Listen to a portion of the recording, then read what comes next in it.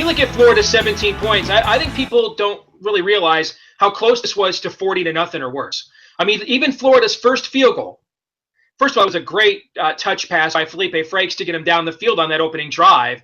But don't forget, Devin Bush had a personal foul there.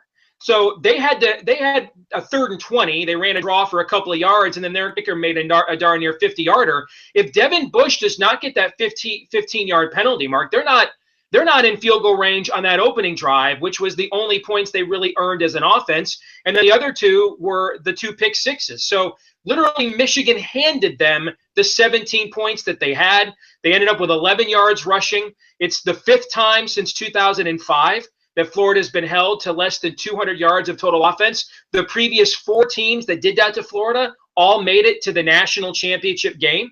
And this stat stunned me as much as the one I just gave you I thought was a mind bender. This one stunned me. This was the first time that a Big Ten team had beaten a ranked SEC team in a non-conference game ever.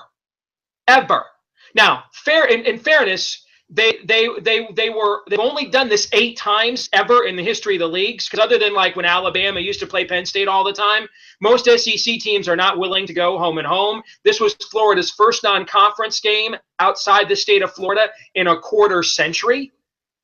All right, so there haven't been that many matchups, but it just goes to show you how rare what Michigan did on Saturday. And I think I told you coming out of the spring, I didn't know necessarily how good they would be, but this did not look like a team replacing 17 starters. I mean, these guys looked big, they looked fast, and I think you saw on Saturday, Michigan looked like was at a different tier of athlete compared to what the Gators had, and so much for that SEC speed.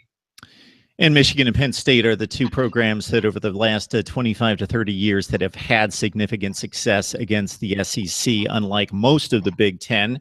The thing I will say is I'm sure that you have heard how awful the Florida offense is. Therefore, that's the disclaimer of the Michigan performance on defense. But yes, awful in comparison to what we would expect out of Jim McElwain and his track record, coupled with the recruiting classes coming in.